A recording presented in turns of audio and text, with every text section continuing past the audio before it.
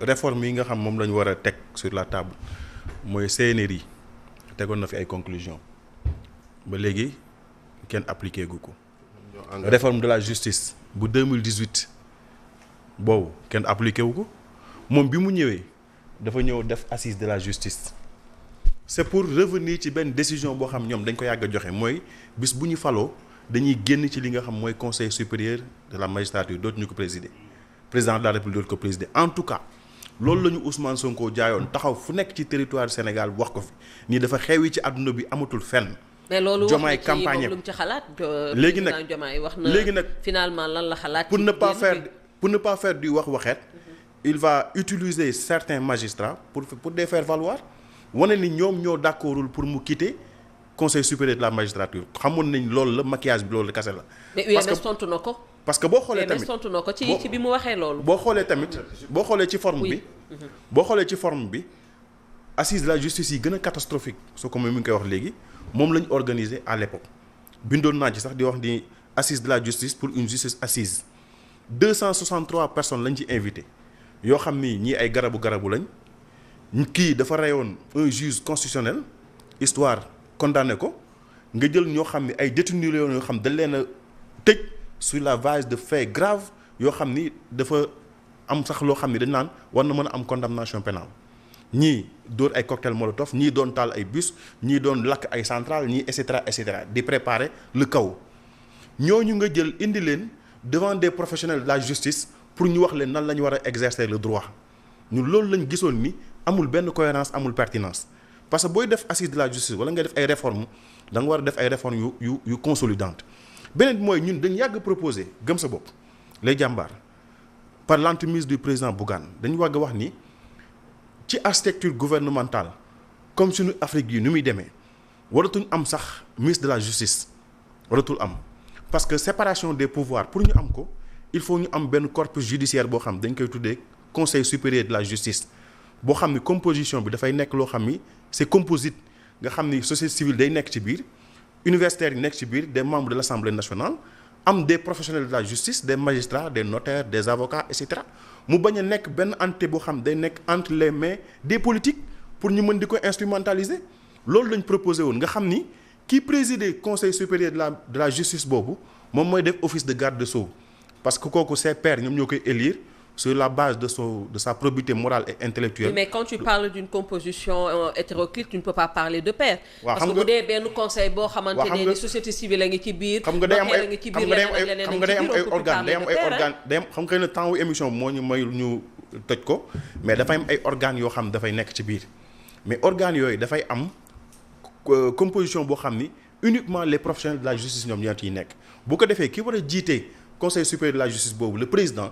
dafay am ay critères yoo xam daf koy remplir pour mu mën a bokk boobaa président de la république dootul am mainmise sur la justice mais tey li ñu nar a wax nii tey boo xoolee Côte d'Ivoire lan moo indi woon mu tàkk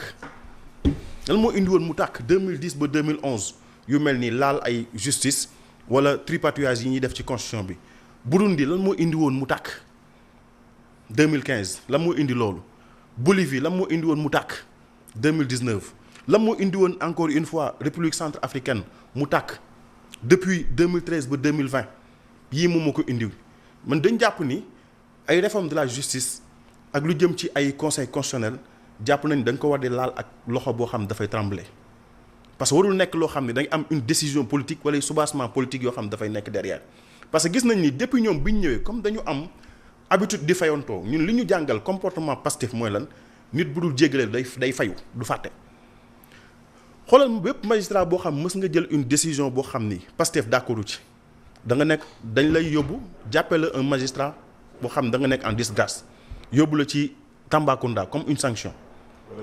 wala Ziguinchor beneen bi conseil constitutionnel bi nga xam ñoom bi ñu ñëwee comme dañ ñu diggoon ni dañuy criminaliser l'homosexualité bi ñu ñëwee criminaliser wul finalement sax dañ ko accepter dañ tolérer pour reprendre les mots de Ousmane Sonko.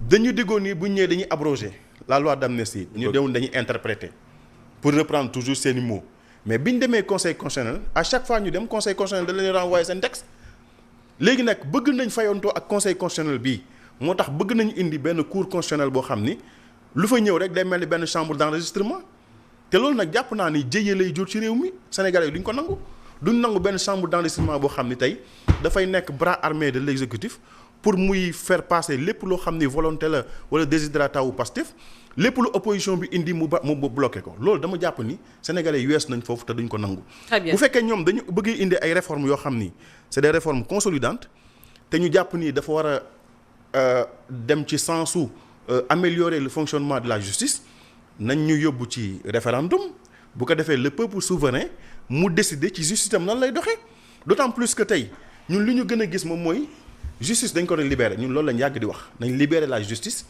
outiller ko.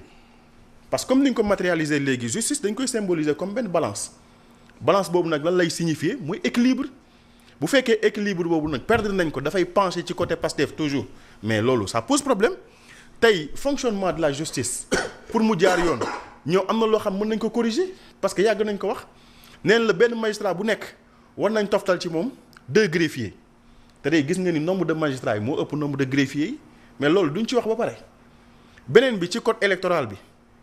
mais xanaa peut-être L29 bi ak L30 bi moo leen di gêner moo tax ñu bëgg ko yóbbu assemblée nationale li ñu mënta nangu mooy jël ay décisions politiques yoo xam dañ koy entériner fële ci conseil des ministres yóbbu ko assemblée nationale boo xam dañ fa am une majorité boo xam ne c'est écrasante ñu ñëw nga xam dañ koy adopter ñëw imposer ko Sénégalais yi loolu lañ du nangu. parce que dañ jàpp ni justice moo war a nekk loo xam ni tey bu ñëpp demee ba jaaxle ñoom ñoo ñuy gindi loolu nag duñ nangu mu nekk entre les mains d'une seule entité politique. Evelyne, oui. Nous devons éviter la distraction. C'est-à-dire? Et parler de réforme de la justice, c'est nous amener dans la distraction. C'est-à-dire? Evelyne, Sénégal, on n'a pas un problème institutionnel. Vous pensez? Oui, on n'a pas. Vous pensez qu'on n'a pas un problème institutionnel? Non, pas du tout. Pas du Quand tout. on a un chef de l'État qui ne dit pas la même chose que son Premier ça, ministre, c'est un problème politique. ça, c'est pas un problème institutionnel. C'est un problème oui, politique. mais ça a un impact sur les institutions. C'est un problème de gouvernance. Bachir. De gouvernance, On ne peut pas l'occulter également. Nous avons une constitution qui donne l'essentiel des pouvoirs au président de la République. Absolument. Maintenant, président de la République, bu fekkente ne moom moo assumé wul ses pouvoirs moom la avec le peuple. C'est tout. bu fekkente ne président la dafa toog nangu keneen koo xam ne amul benn pouvoir lu dul un pouvoir à partir d'une signature muy assumer ci kawam kooku moom la mais maintenant aujourd'hui xam nga lu bon mooy qu'on utilise les lois et les textes pour faire du fayanto. Evelyne, on a voulu virer Serigne Bassirou Gueye de l'OFNAC mënuñu ko dàq ñu tas OFNAC tegaat beneen OFNAC loolu moo fi am.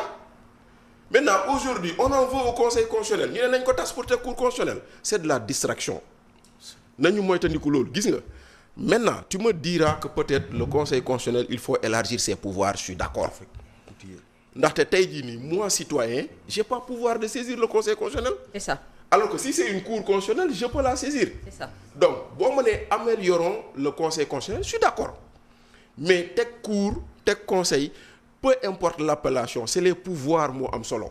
La composition. Et la composition merci beaucoup ñaari boobooy benn bi. beneen bi.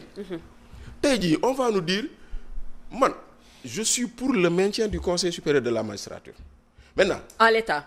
Si avec le chef de l'État qui sûr siège au conseil bien supérieur sûr de la magistrature. Pourquoi Bachir? xam nga lu tax